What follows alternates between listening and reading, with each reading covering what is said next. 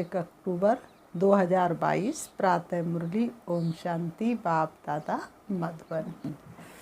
बाबा ने आज सुनाया, मीठे बच्चे आपस में एक दो का रिगार्ड रखना। आपस में एक दो का रिगार्ड रखना है। अपने को मियाँ मिट्ठू नहीं समझना है। बुद्धि में रहे जो कर्म मैं करूँगा मुझे देखकर सब करेंगे। कर्म हमारे श्रेष्ठ बनेंगे जब हम खुद पर गौर करेंगे। जैसा कर्म हम करेंगे हमें देखकर और करेंगे। प्रश्न है, कौन सी अवस्था जमाने के लिए बहुत बहुत मेहनत करनी है?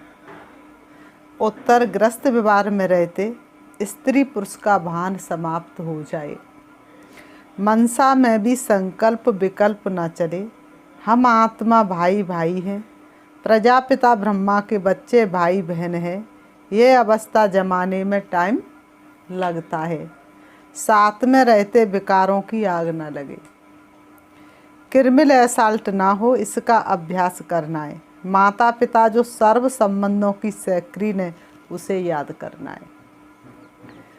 माता पिता क्या है? कोई सा भी संबंध जोड़ लो, सारे संबंध उनके साथ मीठे हैं। गीत है, बदल जाए दुनिया न बदलेंगे हम। ओम शांति। ये बच्चों की गारंटी व प्रतिज्ञा है। प्रतिज्ञा कोई मुख से नहीं की जाती है। बाबा ने कहा प्रतिज्ञा कोई मुख से नहीं की जाती है। भक्ति मार्ग में गीत गाते रहते हैं लेकिन अंदर में कोई चीज़ धारण नहीं होती है। जब बच्चे बाप को पहचान लेते तो प्रतिज्ञा हो ही जाती है। हर एक स्वतंत्र पुरुषार्थ करता है पद पाने के लिए। स्कूल में सब स्वतंत्र पुरुषार्थ करते हैं ना, कोई बंधन थोड़ी नहीं है। बाबा ने कहा कि हम ऊंच पद पाएं। यहाँ आत्मा पढ़ती और परमात्मा पढ़ाने लिए जीव आत्मा बनते हैं। तुम्हारी खातिर वो परमात्मा परम धाम छोड़ करके सृष्टि रंगमंच पर पतित दुनिया में आता है। कितना प्यारा परम धाम जहाँ पर अपवित्रता का नाम निशान नहीं होता है। और इनमें प्रवेश कर इनको ब्रह्मा को और ब्रह्मा मुखवंशावली को पढ़ाते हैं। स्वयं ब्रह्मा को मुखवंशावली नहीं कहेंगे। ब्राह्मण ब्रह्मा मुखवंशावली है। ब्रह्मा शिव की मुख वंशावली नहीं है। शिव बाबा तो आकर इनमें प्रवेश कर अपना बनाते हैं। ये भी क्रिएशन है। पहले ब्रह्मा को रचते हैं, विष्णु को नहीं रचते। गाया भी जाता है ब्रह्मा विष्णु और शंकर। विष्णु शंकर और ब्रह्मा नहीं कहा जाता है। पहले ब्रह्मा को रचते हैं। शिव बाबा सबसे पहले किसको रचते? ब्रह्मा को।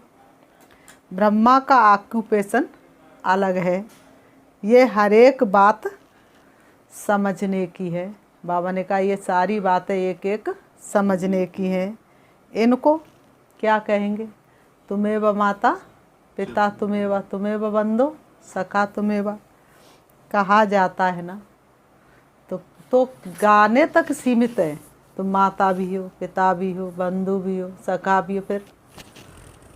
फिर एक भी संबंध उससे निभाते हैं क्या? नहीं। माता पिता को कोई काम बिगड़ा तो दोषी नहीं ठहराया। बंधु सखा को दोषी नहीं ठहराया। दोषी किसको ठहराया? भगवान को, क्योंकि उसके साथ कोई संबंध नहीं। तो बाबा ने कहा तो वह निराकार है ना, तो साकार में माता पिता चाहिए। तब पूछते हैं मम्मा को माँ है? मम्मा को माँ है तो क्या कहेंगे? हाँ, ब्रह्मा मम्मा की भी माँ है। ब्रह्मा की कोई माँ नहीं। ये माँ ब्रह्मा फीमेल ना होने के कारण सरस्वती को मम्मा कहते हैं। बाप पढ़ाते तो ये भी पढ़ते हैं। जैसे तुम स्टूडेंट हो वैसे ये भी है। शिव बाबा कोई स्टूडेंट नहीं है। ब्रह्मा बाबा स्टूडेंट है, मम्मा स्टूडेंट है, लेकिन शिव बाबा स्टूडेंट नहीं। तुम बच्चे ब्रह्मा का मर्तबा भी देख रहे हो कि ये सबसे जास्ती पढ़ता है। देखते हो ये बरोबर नज़दीक है। शिव बाबा के सबसे नज़दीक कौन है? ब्रह्मा बाबा। पहले किसके कान सुनते? ये ब्रह्मा सबके नज़दीक है। तो कहेंगे कि मम्मा बाबा जास्ती पढ़ते। फिर नंबर बार सब बच्चे पढ़ते हैं। भले ही बाबा कहते जगदीश बच्चा मम्मा बाबा से भी अच्छा समझाता है। बाबा की मुरली पढ़कर धारण कर फिर गीता मैगजीन आदि बनाते हैं। कौन से? जगदीश भाई। जितनी भी अपनी पुस्तकें हैं सब किसके द्वारा हैं? जगदीश भाई के द्वारा, क्योंकि वह शास्त्रार्थ पढ़ा हुआ है, अंग्रेजी में भी होशियार है। इसको कहा जाता है रिगार्ड। स्टूडेंट को 1-2 का रिगार्ड रखना है। बाबा भी रिगार्ड रखते हैं ना, तो फादर को फॉलो करना चाहिए। भले अभी 16 कला नहीं बने, नंबरवार तो होते हैं ना कोई भूलें सबसे होती रहती हैं। बाबा कह रहे कोई ना कोई भूलें सबसे होती रहती हैं। तो बाबा कहेंगे कोई ना कोई भूलें सबसे होती रहती, इसलिए अपने को मियाँ मिट्ठू नहीं समझना है। जैसे कर्म बाप करते अथवा मैं करूँगा, मुझे देख सब करेंगे, तो 1-2 का रिगार्ड रखना है। बाबा कहते 1-2 का रिगार्ड रखना है। बाबा को भी रिगार्ड रखना पड़ता है। लोग कहते हैं कि ये स्त्री पुरुष को भाई बहन बनाते हैं, तो जो बुद्धिमान बच्चा होगा तो झट कहेगा कि परमात्मा के बच्चे तो सब हैं, तो भाई बहन ठहरे ना। आरती में सब खड़े हैं, माता पिता भी खड़े, सास ससुर भी खड़े हैं, बच्चे भी खड़े हैं। सभी क्या गा रहे? तुम माता पिता हम बालक तेरे। किसी ने ये तो नहीं कहा कि तुम हमारे माता पिता के माता पिता और हमारे बाबा और दादी, या हमारे माता पिता के माता पिता, या हमारे सास ससुर के माता पिता और हमारे और कुछ। तो सभी ने यही गाया कि तुम माता पिता हम बालक तेरे। तो एक पिता की संतान आपस में भाई बहन ठहरे। बाबा के बच्चे बनेंगे तो वर्षा ले सकेंगे, नहीं तो वर्षा मिलेगा कैसे? तो बाबा ने कहा बाबा के बच्चे बनेंगे तो वर्षा ले सकेंगे। वर्षा मिलना इससे बाबा से ब्रह्मा बाबा द्वारा। बाबा ने कहा तो ब्रह्मा कुमार कुमारी बनना पड़े, फिर कभी भी विकार में जा नहीं सकते, नहीं तो क्रिमिनल असल्ट हो जाए। बाबा कितना अच्छी रीति समझाते हैं, पवित्र रहने की युक्तियाँ भी बताते हैं। स्त्री भी कहती बाबा, पुरुष भी कहते हैं बाबा। स्त्री भी कहती है मेरा बाबा, पुरुष भी कहते हैं मेरा बाबा। तो स्त्री पुरुष का भान टूट जाएगा। ये भी कहते हैं कि आदम और बीवी द्वारा सृष्टि की स्थापना हुई, तो सब उनकी संतान ठहरे, भाई बहन ठहरे। कुमार कुमारी के लिए इतनी मेहनत नहीं है, जो सीढ़ी चढ़ गया है तो उनको उतरना पड़े, तो उतरने में मेहनत है। ऐसे नहीं दोनों को अलग अलग रहना है, सिर्फ कंपेनियन होकर रहो। ऐसे नहीं कि ज्ञान मिला तो स्त्री पुरुष को अलग अलग रहना है, रहो एक साथ, लेकिन पवित्रता का हमेशा व्रत धारण करो। सतयुग में कोई अपवित्र नहीं होते, और वहाँ बच्चे का भी इंतज़ार नहीं होता है। यहाँ बच्चे का इंतज़ार करते हैं, वहाँ समय अनुसार आप ही साक्षात्कार होता है ही सुख में संसार। मनुष्य तो कहते ये कैसे हो सकता है, भला यहाँ के संपूर्ण विकारी कैसे समझे कि वहाँ निर्विकारी होते, वहाँ देह अभिमान होता नहीं, यहाँ देह अभिमान रहता है। देह छोड़ने पर लोग कितना रोते हैं। क्यों रोते हैं? क्योंकि अकाल मृत्यु होती है। सतयुग में अकाल मृत्यु कभी होती नहीं। यहाँ पर भी कोई 150 वर्ष की उम्र पूरी करके जाए तो कोई रोएगा क्या? कोई नहीं रोएगा। तो सतयुग में 150 वर्ष की उम्र पूरी करके जाते तो वहाँ भी रोने की ज़रूरत ही नहीं। वहाँ रोना होता नहीं, वहाँ समय पर साक्षात्कार होता है कि शरीर छोड़ जाकर प्रिंस बनना है। यहाँ भी तुम साक्षात्कार करते हो कि तुम भविष्य में जाकर महाराजा महारानी बनेंगे, जिनका एक्यूरेट योग है, जिनका एक्यूरेट पुरुषार्थ है, उनको साक्षात्कार होते रहेंगे। श्री कृष्ण जैसा बालक गोद में देखते हो। साक्षात्कार से ये मालूम नहीं पड़ता है कि सूर्यवंशी महाराजा महारानी बनेंगे या चंद्रवंशी, क्योंकि ये बिल्कुल नई बात है। इसलिए कहा जाता है कि पहले बाप को पहचानो। बाप कहते देखो मैं कितना लवली हूँ, से बाप कहते मैं देखो कितना लवली हूँ, कभी तुमसे कड़ुआ बोला। बाप कहते हैं कि सभी संबंधों की स्क्रीन में हूँ, मैं कहता हूँ सिर्फ मुझे याद करो। लेकिन शेरनी के दूध के लिए सोने का बर्तन चाहिए। कहते तुम्हें माता पिता तुम्हें, एक एक बात में निश्चय बिठाना चाहिए। परंतु कोई ना कोई बात में संशय आ जाता है, फिर राजा ही पद पा न सके। इसलिए बाप कहते हैं मन मनावो। बाप को याद करो तो तुम आशिक ठहरे। आशिक क्या करते हैं, कभी भी एक सेकंड भी नज़र उससे हटती नहीं, और उनसे मिलता क्या, कुछ भी नहीं। तो तुम सच्चे सच्चे आशिक हो, और वो मासुक प्यारा है। ये है रूहानी आशिक मासुक। ये पक्का करना चाहिए कि हम आत्मा परमात्मा की आशिक हैं। श्री कृष्ण सबका मासुक हो ना सके, सब थोड़ी ना श्री कृष्ण से प्यार करेंगे। श्री कृष्ण को सब नहीं याद करते हैं। ये बाप कहते हैं मन मनावो। अब मेरे पास आना है, नाटक पूरा होना है, घर जाना है, तो घर ज़रूर याद आएगा। जहाँ पर पहुँचना है वो तो स्थान ज़रूर याद आएगा, और वो स्थान याद नहीं आएगा तो वहाँ पर पहुँच कैसे पाएंगे। हर एक बात की समझानी मुरली में मिलती रहती है। बच्चे मुरली नोट नहीं करते हैं, फिर वही बातें बाबा से पूछते रहते हैं।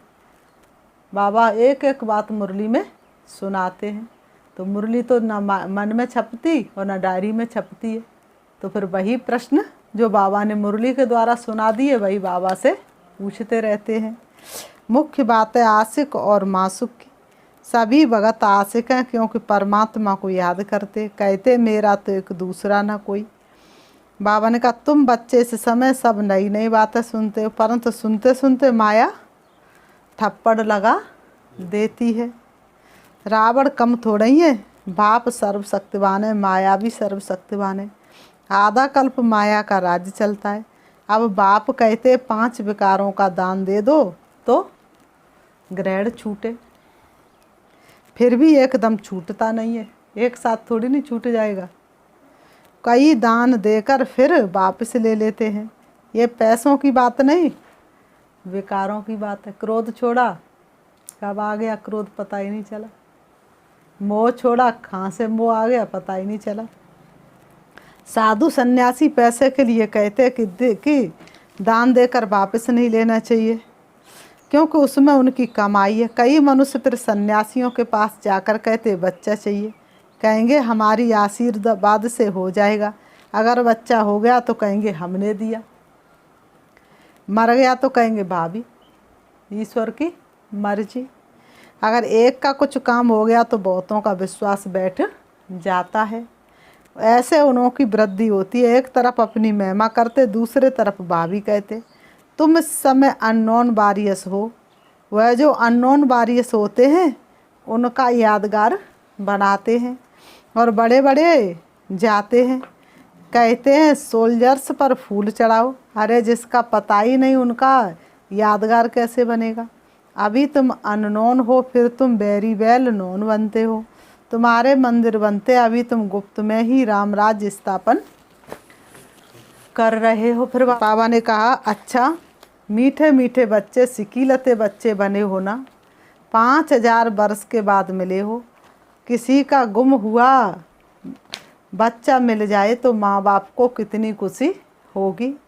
बच्चा भी बाबा बाबा कहता रहेगा। तो अभी विनाश होता है और तुम गुम हो जाते हो, अर्थात बाप से बिछुड़ जाते हो। फिर कल्प के बाद बाप से मिलते हो, तो माँ बाप का कितना प्यार रहता है। आधा कल्प तुम सुख भोगते हो, फिर धीरे धीरे दुखी होते हो। सन्यासी कहते हैं ना सुख कागविष्टा समान है, वह भी विकार के लिए कहते हैं। गुरु नानक ने भी कहा है मूत पलीती कपड़ धोए। तो कौन धोएगा गंदे कपड़े, कौन धोएगा। वह एक परमात्मा ही है जिसको कहते ही है एक ओंकार। सिख लोग ये गाते रहते। इस ज्ञान में तुम बच्चों की बुद्धि बड़ी सुरूढ़ सयानी चाहिए, क्योंकि आत्मा को जगाना होता है तो आत्मा भी सुरूढ़ बनती है। कोई कोई तो बहुत अच्छे सुरूढ़ बुद्धि हो जाते हैं। माताएं कन्याएं बहुत अच्छी खड़ी हो जाती हैं। नहीं तो माताएं बैठ पति को समझाए, इसमें बड़ी हिम्मत और निर्भयता चाहिए। बाकी तो सब नरकवासी है। बाबा कहते बाकी तो सब नरकवासी है, दुर्गति में है, सभी नरकवासी हैं और दुर्गति में है। वह तो भक्ति में खूब नाचते ताली बजाते रहते, मिलता कुछ भी नहीं। सदगति तो होती नहीं, तुम बच्चे सदगति में जाने के लिए बिल्कुल चुप रहते हो। नारद ने कहा मैं लक्ष्मी को वरूं, वास्तव में लक्ष्मी को वरने के लिए तुम पुरुषार्थ कर रहे हो। भगत तो वर न सके, भगत तो लक्ष्मी को वर न सके, अर्थात लक्ष्मी की दुनिया में जा न सके। लक्ष्मी नारायण को कैसे राज्य मिला, कब मिला और वह अब कहाँ गए, ये सिर्फ तुम जानते, इसलिए तुम मंदिर में जाकर माथा टेकते नहीं टेकते हो, इसलिए तुम मंदिर में जाके माथा नहीं टेकते हो। समझते हो कि हम ही लक्ष्मी नारायण बन रहे हैं। तुम्हारा माथा टेकना बंद हो गया है। वह कहते ही ये नास्तिक हैं जो माथा नहीं टेकते, दुनिया वाले कहते ये नास्तिक है जो माथा नहीं टेकते। वास्तव में तुम ही आस्तिक हो नंबरवार पुरुषार्थ अनुसार। वह तो नास्तिक हैं जो परमात्मा को नहीं जानते। अभी तुम धन के बने हो, फिर भी माया थप्पड़ लगा देती है। तो आरफन निधन के बन पड़ते हैं, भले ही बूढ़े हैं परंतु माया उनको भी जवान बना देती है। माया के तूफान आते, तुम्हें एक दो का हाथ पकड़कर सहयोगी बन इस नई यात्रा पर बाप की श्रीमत पर चलते रहना है। सारा मदार है बुद्धि की यात्रा पर। बुद्धि ईश्वर से लग जाए योग वही कहलाता है, और सुख हो चाहे दुख योगी सदा खुश रहता है। अचल अडोल अंगद की तरह बनना है, अंत में वह अवस्था आनी है। तो मैं अचल अडोल अंगद के समान बनना, बाबा कहते अंत में वो अवस्था आनी है। फिर बाबा ने कहा अच्छा मीठे मीठे सिकीलते बच्चों प्रति माता पिता बाप दादा का याद प्यार और गुड मॉर्निंग। रूहानी बाप की रूहानी बच्चों को नमस्ते। हम रूहानी बच्चों की रूहानी बाप दादा को याद प्यार और नमस्ते नमस्ते नमस्ते। धारणा के लिए मुख्य सार नंबर 1, एक दो का हाथ पकड़ सहयोगी बन बाप की श्रीमत पर चलते रहना है। बाप जो सर्व संबंधों की सेक्रीन है उसे बड़े प्यार से याद करना है। बाबा जो सर्व संबंधों की मिठाई है उसे बड़े प्यार से याद करना है। नंबर 2, जैसे बाप हर बच्चे को रिगार्ड देते ऐसे फॉलो करना है। जैसे बाप हर बच्चे को क्या करते, रिगार्ड देते, ऐसे फॉलो फादर करना है। अपने बड़ों को रिगार्ड जरूर देना है। वरदान, नथिंग न्यू के पाठ द्वारा विघ्नों को खेल समझकर पार करने वाले अनुभवी मूर्त भव। नथिंग न्यू के पाठ द्वारा विघ्नों को खेल समझकर पार करने वाले अनुभवी मूर्त भव। स्पष्टीकरण है, विघ्नों को देखकर घबराओ नहीं। मूर्ति बन रहे हो तो कुछ हथौड़े तो लगेंगे ही। मूर्ति बन रहे हो तो कुछ हथौड़े तो लगेंगे ही। हैमर से ही तो ठोंक ठोंक कर ठीक करते हैं, तो जितना आगे बढ़ेंगे उतना तूफान ज़्यादा क्रॉस करने पड़ेंगे। लेकिन आपके लिए ये तूफान तोहफा है अनुभवी बनने के लिए। इसलिए ये नहीं सोचो कि क्या सब विघ्नों के अनुभव मेरे ही पास आने हैं। नहीं, वेलकम करो, आओ। नथिंग न्यू का पाठ पक्का हो तो ये विघ्न खेल लगेंगे। घबराओ न प्यारे भाई, कर लो जन्मों की कमाई। स्लोगन, सत्यता की विशेषता हो तो आत्मा रूपी हीरे की चमक चारों ओर स्वतः फैलती है। सत्यता की विशेषता हो तो आत्मा रूपी हीरे की चमक चारों ओर स्वतः फैलती है। मातेश्वरी जी के अनमोल महावाक्य। अगर कोई ये प्रश्न पूछे कि ये जो अपने को इस संगम समय ईश्वरी नॉलेज मिल रही है वो फिर से अपने को सतयुग में मिलेगी, तो क्या देंगे उत्तर में? अब इस पर समझाया जाता है कि सतयुग में तो हम स्वयं ज्ञान स्वरूप है। देवताई प्रारब्धि भोग रहे हैं, वहाँ पर ज्ञान की कोई ज़रूरत नहीं है, वहाँ ज्ञान की लेन देन नहीं चलती। अब ज्ञान की ज़रूरत है अज्ञानियों को। अंधकार होगा वहीं तो प्रकाश की ज़रूरत पड़ेगी, परंतु वहाँ तो सब ज्ञान स्वरूप हैं, वहाँ कोई अज्ञानी रहता ही नहीं जो ज्ञान देने की ज़रूरत रहे। अब तो इसी समय अपने सारे विराट ड्रामा के आदि मध्य अंत को जानते हैं। आदि में हम कौन थे, कहाँ से आए, और मध्य में कर्म बंधन में फंसे फिर कैसे गिरे। अंत में हमको कर्म बंधन से अतीत हो कर्मातीत देवता बनना है। कर्म करते हुए भी सारे कर्म का पुण्य अगले जन्म के लिए जमा हो जाए, इतनी बाबा की याद एक्यूरेट होनी चाहिए। जो पुरुषार्थ अब चल रहा है, जिससे हम भविष्य प्रारब्धि सतयुगी देवताएं बनते हैं, अगर वहाँ हमको ये मालूम होता है कि हम देवताएं गिरेंगे तो ये ख्याल आने से खुशी गायब हो जाती। तो वहाँ गिरने की नॉलेज नहीं है, ये ख्यालात वहाँ नहीं रहती। हमको इस नॉलेज द्वारा अब मालूम पड़ा है कि हमको चढ़ना है और सुख की जीवन बनानी है।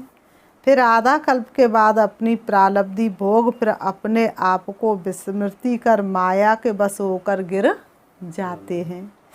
ये चढ़ना और गिरना अनादि बना बनाया खेल है। ये सारी नॉलेज अभी बुद्धि में, ये नॉलेज सतयुग में नहीं रहती। कहाँ मिलेगा बाबा ऐसा? सतयुग में तेरा प्यार। नंबर 2, कई मनुष्य ऐसे समझते हैं कि हम जो भी कुछ कर्म करते हैं, चाहे अच्छे चाहे बुरे कर्म करते हैं, उनका फल अवश्य मिलता है। जैसे कोई दान पुण्य करते हैं, यज्ञ हवन करते हैं, पाठ पूजा करते हैं, वो समझते हैं कि हमने ईश्वर के अर्थ जो भी दान किया वो परमात्मा के दरबार में दाखिल हो जाता है। लेकिन बाबा कहते जब हम मरेंगे तो वो फल अवश्य मिलेगा और हमारी मुक्ति हो जाएगी। परंतु ये तो हम जान चुके हैं कि इस करने से कोई सदा काल के लिए फायदा नहीं होता, अल्पकाल का सुख मिल जाता है। भावना का भाड़ा भगवान दे देते हैं, सदा काल का दे नहीं सकते, क्योंकि डायरेक्शन अनुसार तो तुमने किया नहीं, बाप को तो पहचाना नहीं। ये तो जैसे जैसे कर्म करेंगे उससे अल्पकाल क्षण भंगुर सुख की प्राप्ति अवश्य होती है, मगर जब तक ये प्रैक्टिकल जीवन सदा सुखी नहीं बनी तब तक उसका रिटर्न नहीं मिल सकता। भला हम किससे भी पूछेंगे, ये जो भी तुम करते आए हो ये करने से तुम्हें पूरा लाभ मिला है, तो ये सुनने से वो लाजवाब हो जाते हैं। अब परमात्मा के पास दाखिल हुआ या नहीं हुआ वो हमें क्या मालूम, ये तो वो जाने, वो हमें क्या मालूम। जब तक अपनी प्रैक्टिकल जीवन में कर्म श्रेष्ठ नहीं बने तब तक कितनी भी मेहनत करेंगे तो भी मुक्ति जीवन मुक्ति प्राप्त नहीं करेंगे। अच्छा दान पुण्य किया लेकिन उस करने से कोई विक्रम तो भस्म नहीं हुए, पाप कर्म भस्म तो नहीं हुए, फिर मुक्ति जीवन मुक्ति कैसे प्राप्त होगी। भले इतने संत महात्माएं जब तक उनको कर्मों की नॉलेज नहीं है तब तक वो कर्म अकर्म नहीं हो सकते, ना वह मुक्ति जीवन मुक्ति को प्राप्त करेंगे। उनको भी ये मालूम नहीं है कि सत्य धर्म क्या है और सत्य कर्म क्या है। सिर्फ मुख से राम राम कहना, इससे कोई मुक्ति नहीं होगी। बाकी ऐसे समझ बैठना कि मरने के बाद हमारी मुक्ति होगी, ऐसे को भी बेसमझ कहा जाएगा। उनको ये पता ही नहीं है कि मरने के बाद क्या फ़ायदा मिलेगा, यही पता नहीं है कि मरने के बाद क्या फ़ायदा मिलेगा, कुछ भी नहीं। बाकी तो मनुष्य अपने जीवन में चाहे बुरे कर्म करे चाहे अच्छा कर्म करे, वो भी इसी ही जीवन में भोगना है।